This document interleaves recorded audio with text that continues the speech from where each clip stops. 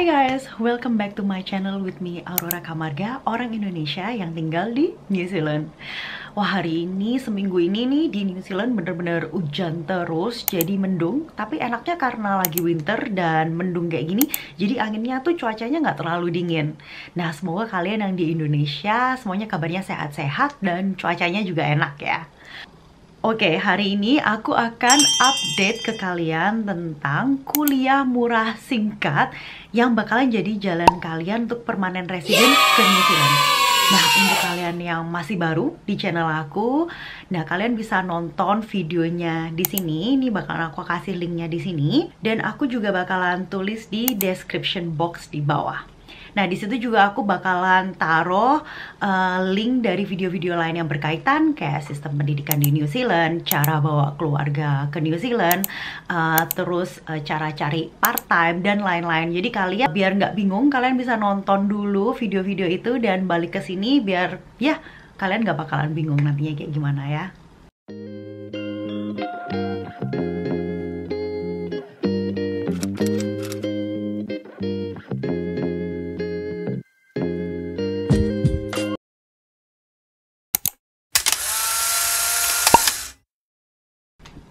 Oke, welcome back. Kalau kalian udah nonton video-video yang tadi dan juga tentang kuliah singkat murah yang pernah aku jelasin dulu, nah sekarang kalian udah balik lagi ke sini, udah nggak terlalu bingung lagi untuk ngikutin video ini ya. Kalau kalian udah nonton, kalian pasti tahu kalau kuliah murah singkat ini itu bakal menjadi kayak jalan ninja kalian untuk jadi permanent resident. Ya kayak langkah awal lah ya. Nah, untuk kalian yang mungkin kayak aku dulu nggak ada kepikiran untuk jadi permanent resident ke sini, jadi cuman pengen datang ke sini, cari pengalaman sebanyak-banyaknya, cari cuan sebanyak-banyaknya, itu bisa banget. Karena kenapa? Seperti aku jelasin yang dulu, kalau misalnya kalian tuh udah dapet student visa, itu tuh ngebuka jalan kalian untuk dapet work visa. Work visa yang aku maksud adalah postgraduate visa.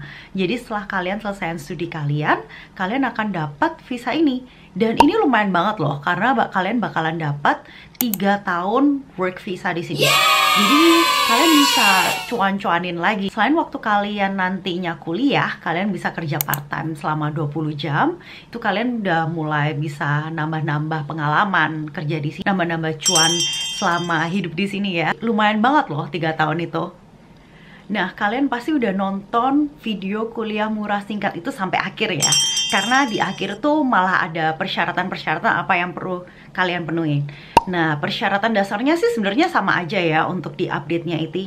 Jadi kayak foto, paspor, surat keterangan dari polisi, surat keterangan kesehatan, dan juga ijazah kamu. Jadi itu semuanya sama. Tapi kalau misalnya kamu masih ada yang bingung dan pengen tahu, kalau misalnya kayak gimana sih caranya supaya dapat surat keterangan polisi saat kalian ada di New Zealand, atau kayak bagaimana sih dapatnya surat keterangan kesehatan di New Zealand, kalian bisa komen di bawah ya. Kalau misalnya kalian banyak bingung, aku bakalan bikinin videonya. Jadi banyak yang tanya, kapan sih yang baiknya untuk apply visa postgraduate? Jadi sebelum kamu lulus atau sudah nunggu kamu lulus atau kayak gimana sih? Nah, kalau misalnya dari imigrasinya sendiri itu bilang kamu harus apply maksimal tuh 3 bulan sebelum visa kamu tuh expired. Jadi kalau semakin sebelumnya semakin baik. Tapi selama kamu udah dapat ijazahnya ya. Jadi kalau misalnya kamu belum dapat ijazah, kamu bisa minta ke tempat kamu belajar untuk kasih transkrip yang nantinya untuk kamu apply visa ini. Mereka udah ngerti kok, mereka bakalan kasih kamu surat yang kamu perlukan itu. Terus pertanyaan lain yang sering aku dapat di video yang sebelumnya itu adalah berapa dana yang mengendap. Jadi untuk dapat postgraduate visa itu dana yang mengendap adalah $5.000 dan mengendap selama 3 bulan. Kayaknya gede ya kalau misalnya dilihat $5.000 yang sekarang, tapi kalian bisa kok. Nah, kalau misalnya kalian ngeliat video aku yang cara kerja part-time dan juga berapa penghasilannya, itu aku buat videonya 2 tahun lalu. Itu gajinya adalah sekitar kalian bisa dapat sekitar 15 juta. Nah, bayangin sekarang di tahun 2023, 2024 kalau misalnya kalian datang ke sini itu naik. Jadi setiap tahun gaji minimum gaji di New Zealand tuh naik. Jadi pada saat video ini dibuat, gaji minimum di New Zealand tuh 22 dolar 70 sen. Nah, itu kalian coba hitung ya dengan kurs sekitar 9 ribuan berapa. Nah, oke, kita hitung-hitung di sini. Mungkin kalian bingung gimana sih dapatnya 5.000 kok katanya gampang. Tenang aja, pasti gampang dan kalian pasti bisa plus-plus. Jadi aku bantu hitungin di sini ya. Nah, misalnya aja 22 dolar 70 itu kalian kurangin pajak. Jadi ya sekitar kalian dapatnya 18 dolar 73 sen. Dan ini ingat ya, sekali lagi perhitungannya adalah per jam, bukan per bulan, bukan per minggu. Jadi ingat kalau misalnya gaji di New Zealand tuh dapatnya per jam ya. Nah, kita itu butuhnya 5.000 dengan kerjanya misalnya dapat visa student itu kan biasanya 20 jam seminggu. Itu bisa kita capai sekitar 13 minggu. Itu kalau misalnya anggap aja kalian masih perlu bayar kan, pastinya kayak rent, bayar makan, groceries, dan lain-lain sebagainya. Kalau misalnya kita buat itunya sebagai tabungan, ya kalian bisa lah ya, kita kira-kira tuh 6 bulan. Nah, padahal kalau misalnya kalian kuliahnya 1 tahun, pasti udah bisa plus-plus kan? Belum lagi kalau misalnya kamu ada kerja-kerja sampingan yang lain ya kan? Dan kalau misalnya kita lagi term break itu kalian bisa kerja full time. Jadi lumayan kan, tambah lama tambah cuan juga. Oh ya, sekali lagi kalau misalnya kalian bingung kerja part-time gimana cara cari kerjanya, bisa cek link yang di sini atau di description box yang di bawah ya. Nah, oke, sekarang aku akan cerita tentang persyaratan yang benar-benar kalian butuhkan. Ini kalian harus catat baik-baik, karena apa? Ini juga berlaku untuk teman-teman yang suka nanya, Kak, kalau misalnya kira-kira ada nggak jurusan-jurusan atau rekomendasi yang dibutuhkan untuk bisa pindah jadi permanen resident di sini, mau sekolah apa, rekomendasi jurusannya apa. Nah, ini sekalian aja karena jurusan-jurusan ini juga yang akan nantinya tuh dibutuhkan kayak long termnya. Kalian bisa jadi kerjanya tuh udah terarah. Jadi ini bagus banget menurut aku karena dari sekolah tuh kalian udah terarah gitu, nantinya bakalannya tuh kerja di mana sampai akhirnya tuh jadi permanent resident. Jadi kalian tuh nggak terlalu pusing ya kan. Oke, aku akan ngomongnya di sini juga sebagai disclaimer ya, untuk kalian yang mau ngambil degree level 7 ke atas, jadi kayak pas postgraduate, kayak PhD, master degree, itu kalian nggak usah bingung karena nggak ada yang berubah sama kalian. Jurusan apapun yang kalian apply, itu kalian bisa untuk dapat postgraduate ini. Nah, sekarang aku akan kasih tahu untuk teman-teman yang emang mau datang ke sini dari lulusan SMA, butuhnya sekolah apa, aku akan kasih tahu di sini ya. Jadi bawa pulpen, bawa catatan, atau kalian bisa screenshot, terserah.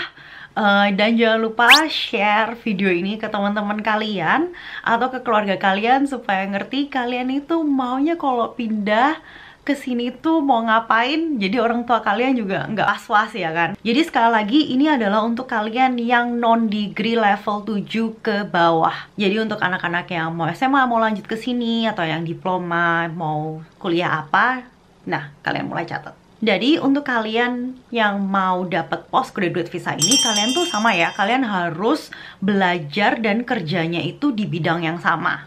Ya, tapi sekali lagi nggak akan bingung ya, karena kayak aku yang bilang, apa yang kalian pelajari, toh ini akan menjadi langkah kalian untuk jadi permanent resident nanti untuk kerja. Jadi kalian nggak usah bingung, langkahnya tuh kayak udah ada gitu loh. Oke, aku mulai dari level 4. Jadi kan kalau misalnya selesai SMA level 3 ya. Nah, kalau misalnya bingung level-levelan, jangan lupa videonya ada di sini atau kalian bisa cek link di description box tentang sistem pendidikan di New Zealand ya. Oke, aku akan mulai dari level 4-nya dulu ya. Kita lihat yang pertama adalah belajar tentang peternakan. Jadi yang peternakan sapi, jadi mengolah jadi susu, daging, dan juga breeding ya. Lalu ini juga bisa dilihat ada anak-anak otomotif yang kemarin tanya di aku. Kalian bisa belajar dan kalian punya kesempatan untuk tinggal di sini. Lalu diploma pemersinan, jadi machinery. Kalian bisa belajar ini juga ya. Lalu ada automotive electrician, jadi yang suka permesinan dan juga permotoran, ini juga sama, kalian juga bisa belajar di sini. Oke, setelah itu lanjut ya. Jadi yang paling kiri ini adalah apa yang kamu harus pelajari dan fokus atau majornya yang di kolom yang tengah, dan related jobs atau pekerjaannya di sebelah kanan ya. Jadi ini yang tadi kan nggak ada tuh, kalau kalian lihat nggak ada tentang fokus, kemudian harus belajar apa kan. Nah, ini mulai nih dikasih tahu kalau kalian tuh harus fokusnya belajar apa. Yang penting pokoknya dairy cattle farmer itu masih termasuk ya. Jadi kalau misalnya ngambil yang level 4 atau higher, terus ada diesel motor mekanik juga. Jadi sepertinya sama seperti yang tadi, jadi heavy automated engineering sama automotive electrical engineering. Nah, ini kalau udah mau masuk ke level 5, seperti yang kamu ngeliat di kolom yang keempat dari atas ini, nah kalau level 5, seperti yang aku udah pernah jelasin, dia kan lebih tinggi ya, levelnya dari level 4. Jadi pemahamannya itu tentang farm management, atau ya kalian lebih fokus untuk manajemennya. Nah, lalu ada ini juga sama. Nah, langsung naik ke level 7. Sebenarnya ini juga ada di level 6 ya, kalau kalian lihat di atasnya. Nah, Electrical Engineering Technician. Jadi sebenarnya kalau kalian bisa lihat, yang masuk di engineering tuh kebanyakan bisa ya, dari level 4 sampai ke level 6 sekarang. Lalu ada juga yang di telecommunication, telecommunication network engineering, or electrical engineering technician. Lalu, nah ini nih mulai ke level 6 ke atas, kalian udah mulai lihat ada project builder. Jadi lebih dari tadi kan ngambilnya ke engineering ya, kalau yang sekarang lebih ke builder. Nah, ada lagi nih, kalian harus tahu nih tentang quantity surveyor. Kalau aku bilang quantity surveyor nih lumayan enak juga. Kerjaannya tuh kalau kalian kuat di matematika dan hitung, quantity surveyor nih bener-bener buat kamu banget deh. Nah, di level ke-7, kalau kalian lihat ada civil engineering technician, ya kan? Nah, construction, jadi mulai ke konstruksi ya, konstruksi. Nah, yang pastinya kalau ke level 6 dan ke atas sudah mulai ke manajerial. Dan juga ada highway engineering nih, kalau kalian mau ke fokus ke sana. Karena kan New Zealand juga banyak banget kah pembangunan. Jadi kalau kalian udah ada background, ini bagus banget sih kalau aku bilang. Nah, ini mulai ke level 7, juga sama ya, engineering or civil electrical. Jadi electronic engineering technician. Jadi para electrician juga bisa masuk di sini. Nah, ini yang aku pernah bahas di video yang lalu, yaitu early childhood teacher. Aku mau banyak banget ya dapat dari teman-teman semua DM di Instagram aku. Oke, lanjut ya.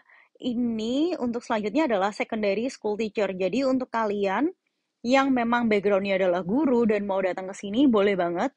Kalau kalian bingung sistem pendidikan di New Zealand tuh kayak gimana, jangan lupa lagi cek description box. Aku udah cerita tentang sistem pendidikan yang di New Zealand. Jadi kalian nggak usah bingung-bingung lagi ya.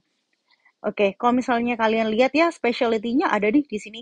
Jadi kalau misalnya kalian specialty-nya di science, jadi ini termasuk di kimia, biologi, fisika, agriculture, terus horticultural, earth and space juga, matematika, teknologi, ya komputer, IT ya, guru komputer juga bisa masuk. Nah, ini ada yang untuk yang Pacific language. Nah, tapi mungkin kita sebagai orang Indonesia masih nggak masuk nih ya, kecuali kalian memang ada, kan banyak tuh orang Indonesia yang pindah ke Tonga atau Fiji. Nah, ini nih, kayaknya bisa masuk ke sini kalau kalian ngerti bahasanya. Nah, ini yang seperti yang aku cerita tadi ya, di level 7, quantity surveyor. Pokoknya kalian yang kuat di matematika, mendingan kalian belajar di quantity surveyor. Ini juga, apa namanya, masa depannya bagus deh, banyaknya banget yang nyari. Oke, balik lagi, level 7, di construction, di building, highway, jadi hampir-hampir sama ya. Jadi pokoknya kalian fokusnya ngambil electrician, engineering, quantity surveyor, dan kalau kalian cewek yang nggak terlalu kepengen untuk ke ranah yang sana, kalian bisa pilih jadi guru, yaitu early childhood teacher, yang menurut aku masuknya lebih gampang. Dan ini kalian tahu nggak, kalau early childhood teacher, kalau kalian tuh udah ada certificate atau memang belajarnya di sana, kalian tuh dapetnya lu lebih daripada yang cuman kerja di area ini tanpa belajar. Oke, itu tadi adalah kualifikasi yang bisa kalian ambil dan juga related supaya kalian nanti bisa ambil postgraduate visa yang mengizinkan kalian untuk kerja selama 3 tahun setelah belajar. Jadi kalau misalnya kalian nanya rekomendasi jurusan yang dibutuhkan di sana itu apa, kalian nggak usah bingung-bingung. Kalau mau nanya juga, rekomendasi dong kira-kira ngambil kerjaan apa atau ngambil sekolah apa, itu ada semuanya, ada di sana, level-levelnya juga, jadi kalian udah tahu. Jadi ini udah guaranteed nih. Jadi kalian datang, kalian belajarnya itu, kalian dapat postgraduate selama 3 tahun, postgraduate visa selama 3 tahun. Dan setelah itu, selama kalian berkarir, kalian juga bisa apply untuk permanent resident di New Zealand. Nah, semoga kalian udah catat, udah screenshot, udah kalian share ke teman-teman kalian, dan kalian share juga ke orang tua kalian, dan kalian sekarang udah mulai bisa diskusi ya. Kalau kalian sendiri, kalian akan belajar apa? Atau kalian sekarang ada di bidang apa nih? Coba tulis di kolom komentar ya, kita diskusi sama-sama. Dan menurut kalian dengan pergantian persyaratan yang kayak gini, menurut kalian lebih memudahkan atau makin menyulitkan? Yuk kita ngobrol di komen juga ya. Oke, thank you so much kalian yang udah nonton video ini sampai akhir. Semoga ini bermanfaat untuk kalian. Dan jangan lupa untuk kalian like video ini kalau kalian suka. Dan jangan lupa untuk share ke teman-teman kalian, ke keluarga kalian, atau orang-orang yang kalian sayangin. Dan yang paling penting, jangan lupa untuk subscribe. Karena dengan subscribe, aku jadi makin rajin untuk bagi tips dan info dan sharing untuk kalian. Nah, untuk kalian yang ada pertanyaan atau kira-kira ada rekomendasi nih, Kak tolong upload ini dong, atau upload vlog dong, atau upload apa yang kalian pengen tahu, silahkan komen di bawah ya, nanti aku bacain. Oke, see you in the next video guys, have a good day, bye bye.